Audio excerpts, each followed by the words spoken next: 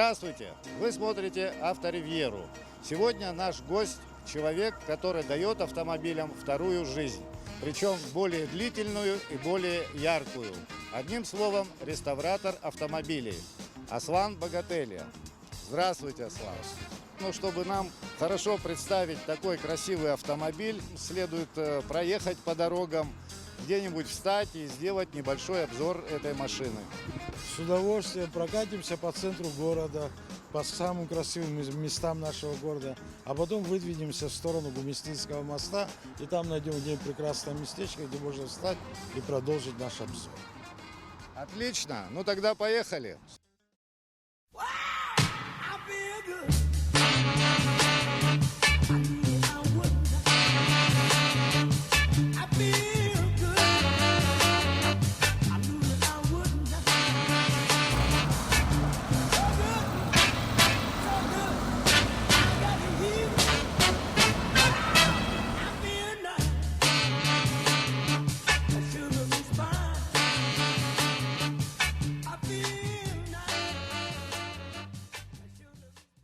Но Аслан на своем ретро-автомобиле, который до каждого винтика он собрал сам, ГАЗ-21М. Аслан, когда вы закончили работу над этим автомобилем? Можно сказать, когда я ее начал. Я ее начал 3,5 года тому назад. Не то чтобы не спеша, постепенно работы проводились, и тем более каждый день. И все равно это заняло 3 года. Вообще реставрация автомобиля считается от 5 до 10 лет. Но я все равно за 3,5 года успел. Ну, эта работа, известна, очень кропотливая и длительная. Там, наверное, приходится находить оригинальные детали, что очень непросто. И самая тяжелая, наверное, подготовка кузова, да? Нет, как раз таки самая легкая это получается подготовка кузова, покраска.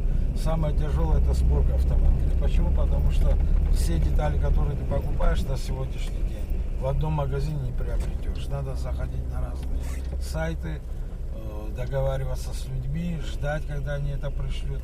Ну и как-то вот самое тяжелое это сборка. А покраска и жестяные работы как бы не так особо много времени займет. Сейчас, когда уже приедем на конечную точку, нашу Гумисту, мы поставим автомобиль, вы поподробнее о нем расскажете, мы покажем.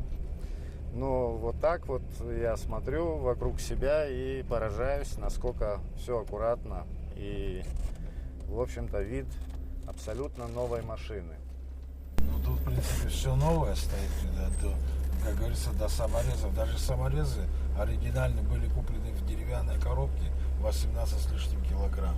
И карта, каталоговая карта, куда что ставится. Так что тут, как говорится, саморезы в магазине не были здесь куплены. И болты, и гайки, как говорится, все по ходовой, все по мостам. Все оригинальное ставилось. Ничего новодельного не ставил, потому что из-за новодельных запчастей ценность машины начинает падать. И нам, волгарям, интересно, когда не 80% оригинала, а когда 98-99%. Потому что все 100% никогда не получится сделать, потому что даже набивку сидений не так уже просто на сегодняшний день достать. Ну да, то есть все запчасти, детали, особенно, наверное, детали декора, очень сложно найти. Вот сколько примерно уже автомобилей вы отреставрировали? Вы знаете, по мелочам было много, но капитальных реставраций я решил начать именно со своей машины. Но так получилось, что у меня еще один ГАЗ-69 был на реставрации спустя год, как я эту машину начал. И это получилось так, что мы ему раньше закончили. То есть параллельно две машины делали? Да, две. Ну, на самом деле, на сегодняшний день параллельно у меня сейчас 4 машины даже делается. То есть рабочих рук хватает, времени тоже хватает, и как бы скучать не приходится нам на работе, заниматься этим делом. Как-то любил и хобби превратилось в работу.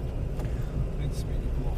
Ну, у вас вся жизнь связана с автомобилями, да? Вот, С самого детства, как говорится, не с юности, а с детства научились за рулем ездить. Все время тяга к автомобилям, конечно же, была. Ну и в семье машина была. И отец давал покататься на машине, будучи еще как бы малышом, пока не разрешался за рулем ездить все равно. Ездили, любили, сами разбирали, сами что-то делали. И как-то вот так постепенно. Ну, этот автомобиль вы собрали. Сейчас какие автомобили у вас вот в очереди? На реставрацию еще одна 21-я Волга, третьей серии стоит, и 2410 стоит тоже на реставрации. УАЗ 469 Хантер, ну, мы из него делаем более такой не стандартный, а более тюнинговый вариант. Ну и еще ГАЗ-69 мы решили доработать. Дело в том, что когда ты занимаешься реставрацией, ты вроде бы закончил, а конца края не бывает, потому что хочется переделать более Еще лучше. Еще лучше. И ну, я говорю, что конца края не бывает. Вот сейчас на сегодняшний день я машину собрал, подготовил, вроде бы все нормально. Ну, на сегодняшний день что-то мне никеля и стекла не нравятся. Я буду их менять. Дешевого здесь нету. Все стоит очень серьезных денег. И даже если человек имеет большие деньги, вот так принесет на стол, положит и скажет, я хочу через полгода, это нереально сделать. Почему? Потому что все занимает время. Параллельно, пока машина реставрируется, имеется в виду пескоструйка, жестянка, малярка. До малярки пока дойдет кислотным грунтом покрыть, потом антигравикой, чтобы вот это все не гнило в дальнейшем, хотя бы еще лет 20-30, чтобы она без головной боли проездила. Параллельно ты уже начинаешь дефектовку делать тех деталей, которые не хватает, и начинаешь закупы производить. Например, я тоже закупы производил 3 года, но никак не мог найти комплект оригинальных покрышек. Сейчас они, что у меня стоят оригинальные покрышки, они 58-го года. Сохраненный 58-го. То есть сегодня их не выпускают? Нет, получается? сегодня не выпускают. Есть аналоговые варианты в Германии по штампам 21-й Волги, но уже с новыми технологиями металлокордовые покрышки выпускаются. Да, вопросов нет.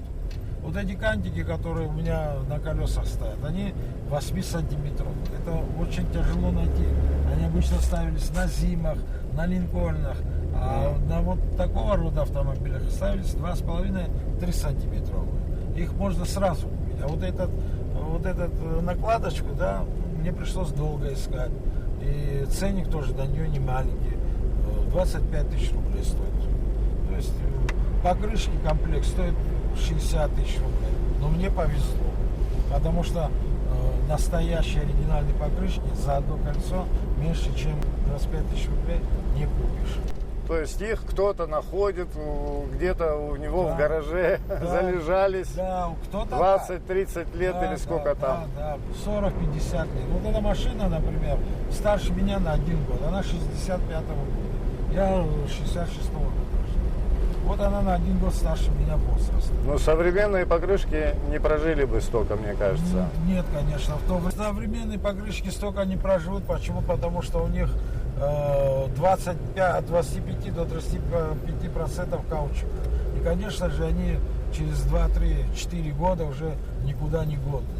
А тут большое количество каучука присутствует. Это все-таки... И до сих пор резина мягкая, да? До Ей сих 40 лет. Да, 40, 50 лет, 58-го года выпуска покрышки. Представьте себе. Это почти конец выпуска 21-й Волги. Потому что конец 69-го года закончился выпуск 21-й Волги. И вот с 58-го года они живые, невредимые, я на них езжу. И без трещин, без ничего. Скажу, что Аслан Богатели знает, ну, практически все про советский автопром, про каждую машину. Это ГАЗ, Волга, Москвич или даже грузовые автомобили. Вы понимаете, дело в том, что не знать не получается. Надеяться на кого-то, на чьи-то знания, ты не сможешь стать реставратором. Даже есть такие машины, конечно же, которые я не знаю. Я сажусь, начинаю их изучать. Без этого никак. Потому что заместо как говорится, стекла лобовое же не воткнешь, как правильно втыкать, у людей учишься, и все знать невозможно. Но большую часть советских машин, конечно же, в наше время это... Ну, я вот смотрел подготовку машин, кузова вернее, Да. подготовку, как вы делаете. Мне показалось, что машина, этот кузов становится более, лучше становится, чем заводской. Ну, вы понимаете, они делали для людей, а это мы делаем для себя. В связи с этим, конечно же, подготовка, мы полностью пескостроим, если там где-то сито присутствует, вырезаем металл, находим такой же толщины металл, вставляем, либо покупаем такую же машину донор, с нее металл снимаем и ставим. Тот ведь наружный металл имеется в виду, что на крыльях, что на лонжеронах, толщина металла 1,6. В связи с этим, Я просто помимо металла я посмотрел, как вы его обрабатываете. обработка это уже принципиальный вопрос. Шумотеплоизоляцию делаете. Это обязательный вариант. Почему? Потому что иначе она в ближайшие 30-40 лет еще не проживет. И тогдашние материалы, что касается антигравити, и сегодняшние, конечно же, это большая разница. Сегодняшние, они не пористые, они заливают в салон. Антикоррозийные материалы, да, вот эти? Антикоррозийные материалы, они заливаются во все щели, и там шансов нету, что туда ржавчина проберется или что-то типа такого. Сейчас выпустили грунт, называется кислотный. Это вообще уникальная вещь, она в металл врезается. Даже если ты ее хочешь снять, надо снять слой металла для того, чтобы вот этот грунт убрать. И после нее ты уже покрываешь ее антикоррозийкой, потом уже, как говорится, вибропласт, это шумоизоляция. Ну, шумоизоляция здесь полностью сделана. Она неприятная, как бы ничего не слышно с улицы, когда все окна закрыты, как-то тихо, спокойно едет. Что скажете насчет переключения скоростей? Вот оригинальная вот на руле переключатель. Это очень приятная вещь. Дело в том, что в свое время как бы все слизывали с американцев самое лучшее. Почему? Потому что Первая мировая война американцев не коснулась, Вторая мировая война американцев опять не коснулась. Их производство автомобилей, конечно же, прогрессировало. Да. И вот это тоже же с Америки пришло по большому счету. Да. Но здесь и третьего человека можно было посадить. Да, тут Ну, Советский Союз, он как же был? шикарный диван. Да, в автомобиль для того, чтобы использовать его максимально. В английском журнале как было написано? Сказали, если ты имеешь отвертку от плоскогубцы, ты на 21-й Волге нигде не застрянешь и не заглохнешь. Кстати, вот детали ходовой части тоже же очень долговечны. Их, правда, надо шприцевать Да, дело в периодически. том, что современные машины имеют сайлентблоки, шаров и так далее. Там Определенный ресурс. Да, между металлом находится резина. А здесь резины нет, тут металл в металле находится. И, конечно же, в более И долгом. смазка между ними. Вот. Это обязательно, это без этого никак. И у меня эта машина на ковре стоит в гараже, но все равно на ковер что-то капает. Это без 21-го не бывает. Ну, чтобы не капало. это результат того, что еще двигатель имел сальники веревочные. Да. Сейчас делают модернизацию такого типа, что ставят новые сальники, но я этого не захотел делать. Из-за финансовой позиции это не очень-то дорого было. Но хотелось все-таки все, чтобы по оригиналу было. Да, Из-за этого я как бы постарался такой сальник. Единственное, что за место советского сальника я туда вставил мерседесовский. Он более такой эффективный. И это даже в эсеровское время старались. У М-21 у этой Волги 3 скорости, да? Да. И она идет как крейсер. Ну, ее крейсерская скорость 80-90, вояжная езда. Едешь, там тебе все привет показывают. Приятно на душе становится. Да, здесь незаметно пролетать не стоит, чтобы все увидели, посмотрели. Да. Ну, 3 скорости для этой машины, я считаю, что очень даже достаточно. Ведь в то время люди с Москвы пригоняли же своим ходом эти машины. Да, приезжали на отдых на своих Волгах, Москвичах, Запорожцах. Да, ставили вот там кемпинги, отдыхали, и потом опять-таки же на этой машине уезжали. И они же, правда, чуть дольше ехали. А эта машина практически предназначена была для деревни, для города одновременно. Да, она и высокая довольно. дорожный просвет. Да и проходимость Проходимость у неплохая. нее шикарная. Я вас уверяю, сегодня, может быть, совсем нигде супер подготовленный внедорожник. Ну, если у него зимняя резина, Если то... зимняя резина и простой стоковый УАЗик, я вас уверяю, что где УАЗ проедет, он тоже сможет.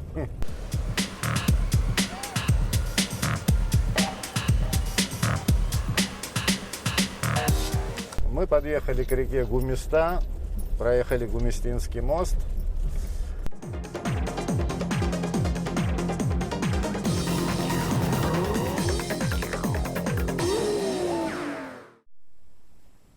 Начнем тест-драйв.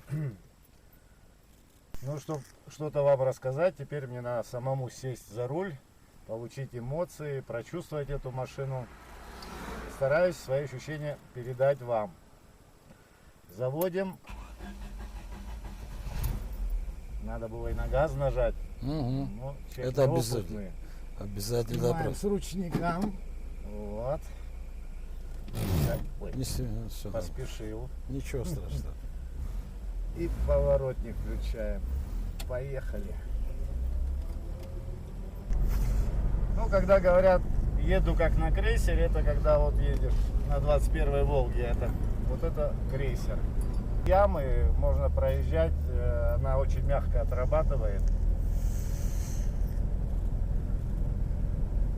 Вот скорость она, по-моему, с 15 километров на третий Да. тянет.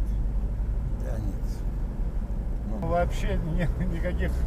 Если бы ту яму тоже Да. до скорости прошли бы, точно То так есть же. на ямках здесь лучше не сбрасывать скорость. Нет, конечно же. И пролетаешь, вообще не почувствуешь. До скольки разгоняли эту машину? Ну, пока до 110 я ее разгонял, потому что мы всего 500 километров проехали. Новый двигатель. Да, новый двигатель, там все новое СССРовское Надо стоит. обкатать, естественно. Конечно да. же. И не хотелось бы пока мучить двигатель. Да. Ну, до 110 я уже поднимал. И она как бы идет эту скорость спокойно. Вот тормоза надо надавить конкретно, конечно. Ну, потому что здесь ни гидравлики, ничего Да, нету. тут все без гидроусилителя. Переходим на вторую скорость. Ну, почти с нулевой скорости. Ну да. Приноровился уже к ручной коробке переключения. Вот уже на лежачих легко переключаюсь. Я заметил, она пролетает эти лежачие, она просто проглатывает их. Да. Еще раз третью. Ну, уже у меня лучше получается. Да, столько усилий уже не нужно, как в В первый общем, раз. Посмотрим на этом лежачем, как мы проглатывается. В сравнении с иномарками современными, она их глотает. Ну да, вот самое интересное и главное, что ты едешь и получаешь удовольствие, особенно пассажирам. Да, И все смотрят на эту машину. Вам, пассажирам, понравилось? да, было прекрасно.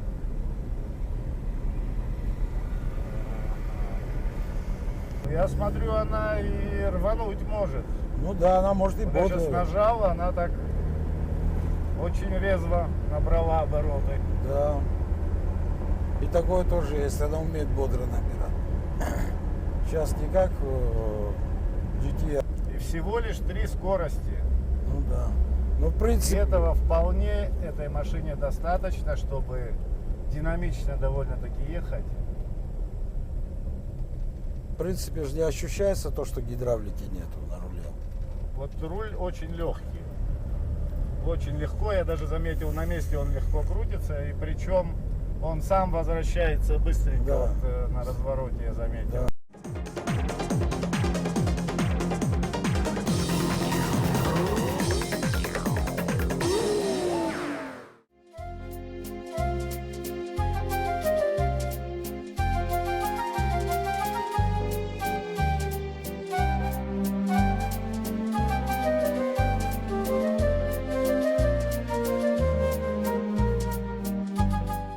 Аслан снова за рулем своей «Волги».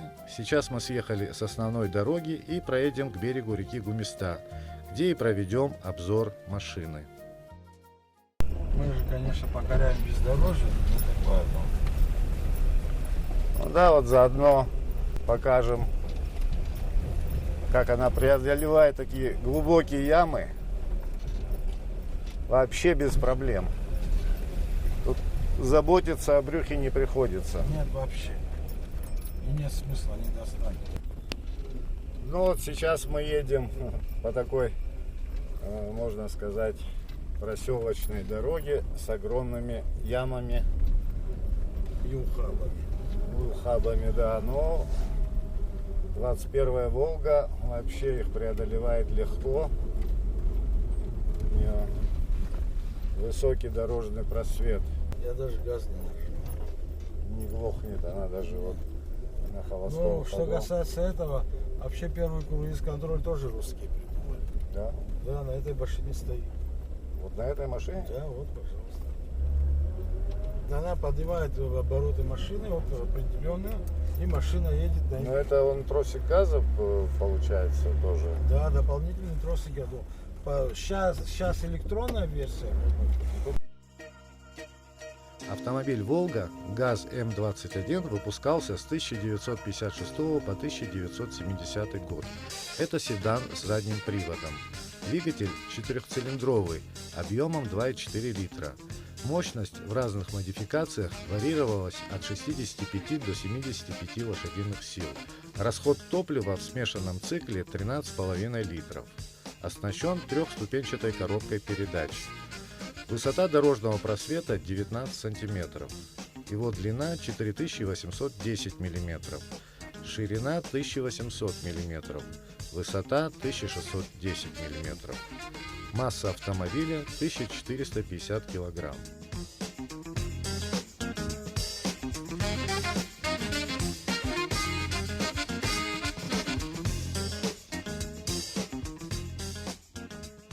Предыстория такова этой машины. Она вообще в польском посольстве гостевая машина была.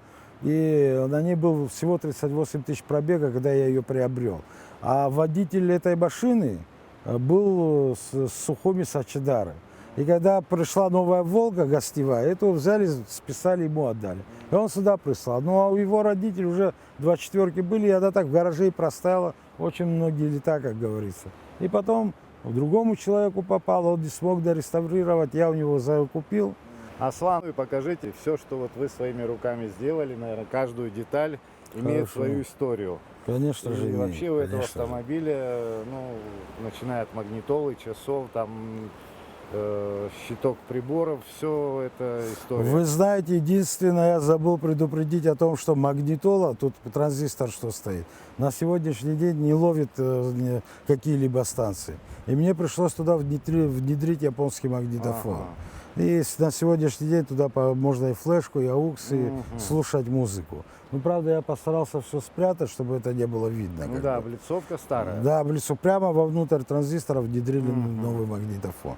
И он органы управления, все, которые заводские, вот 21-го. Там FM не было, у КВ Да, только было. да, да. Вот сейчас что, есть кнопки, они все действуют на тот магнитофон. Ага. И как-то вот так пришлось сделать. Я думаю, что это более Понятно. интереснее, чем родное. Это. Заведем, послушаем, Конечно же, конечно же. как заводится «Волга».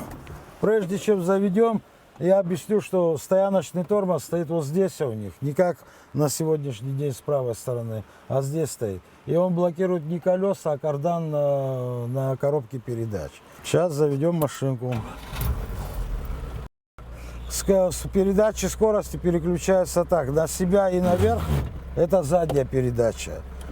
До себя и вниз – это первая передача. От себя и наверх это вторая, и, следовательно, вниз третья передача. Что касается кондиционера, я уже как бы говорил, являются вот эти форточки. На самом деле обдув воздуха такой идет, что особо не жарко становится. Плюс еще ко всему, вот здесь есть лючок, который открывается, и тоже обдув идет. Вообще заводские ручки идут под цвет кожи, которая должна быть. Но я взял, решил сделать деревянную, из красного дерева. Вот здесь 40 слоев лака, чтобы она объемно видна была. Чуть потрудиться пришлось. Покраска только неделю заняла вот этой вещи. Ну, часы, они работают механически. Ну, там перчаточный ящик, он небольшой, правда, там документы или что-то мелкое можно положить. Дворники работают, тут здесь снизу ручка есть, и вторая ручка это уже печка. Печка у них, конечно же, всегда была слабая. А диван регулируется? Диван регулируется в двух положениях. Так как я сейчас сижу, и либо откидываешь сиденье вперед, короче, вот здесь есть ручка, вот сюда вперед до конца идет, и после этого откручиваешь вот эту. И спинка регулируется. И спинка ложится, и получается диван. Его просто складываешь, он ровный диван становится, здесь можно спокойно спать. Вообще тогда в то время было рассчитано, что здесь спереди 3 человека могут сесть. В связи с этим и ручку сюда и поставили, эту передачу. Ну, здесь поворотники.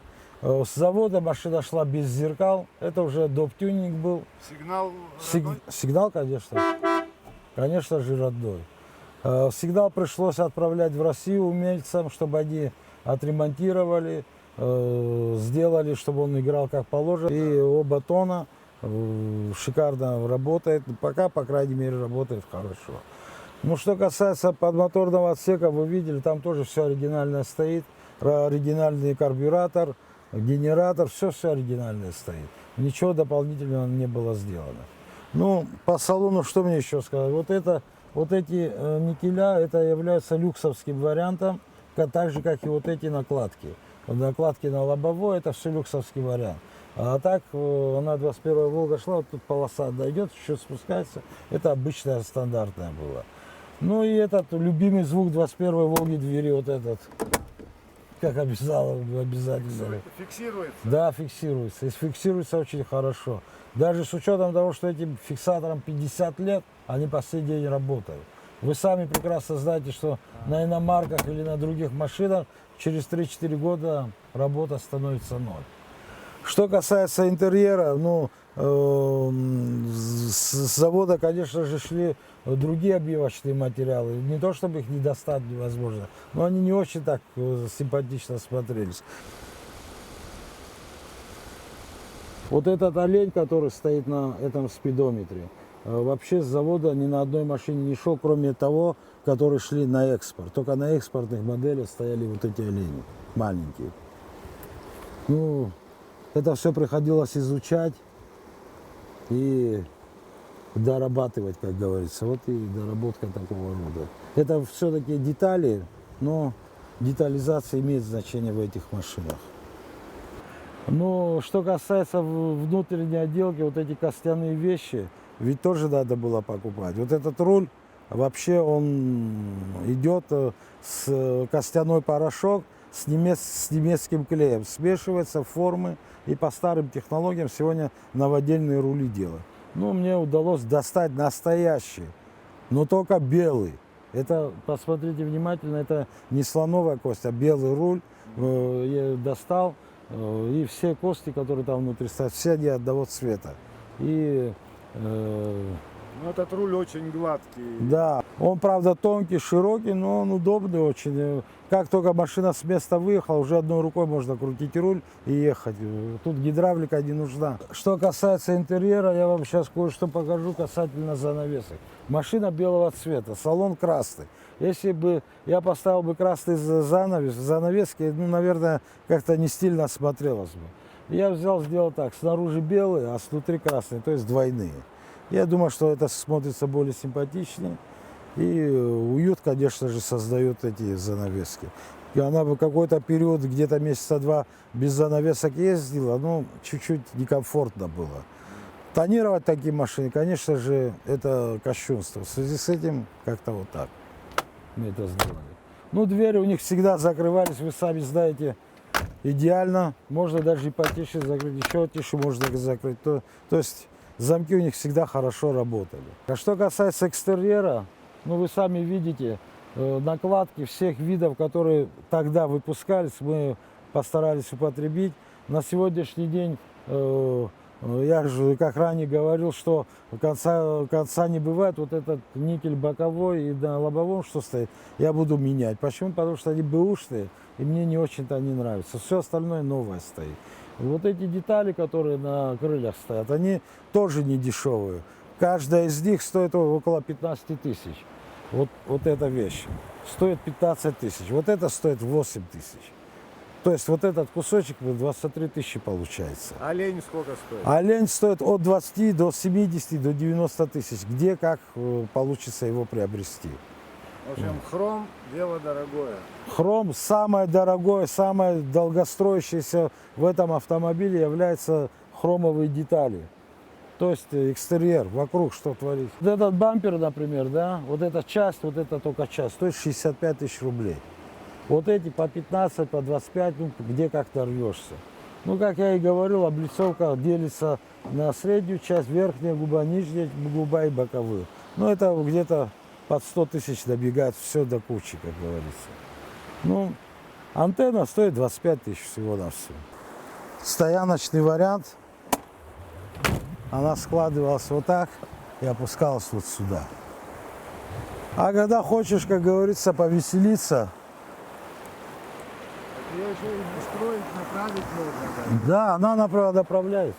Они как собирали на заводе, честно говоря, я не знаю. Но есть такие моменты, где вот даже вот этот хром устанавливаешь, и все это нужно подгонять. Отверстия не совпадают и так далее и тому подобное. И все это приходилось подгонять. Они как на заводе делали? На заводе было 4 производителя, которые выпускали крылья, двери, капоты и так далее и тому подобное. Они ставили заднее крыло, ставили переднее крыло, ставили заднюю дверь. И начинали примерять переднюю, которая подойдет. У них допуск на все 3 щели являлось 3,5 сантиметра. Это на каждую дверь чуть ли не сантиметр с лишним.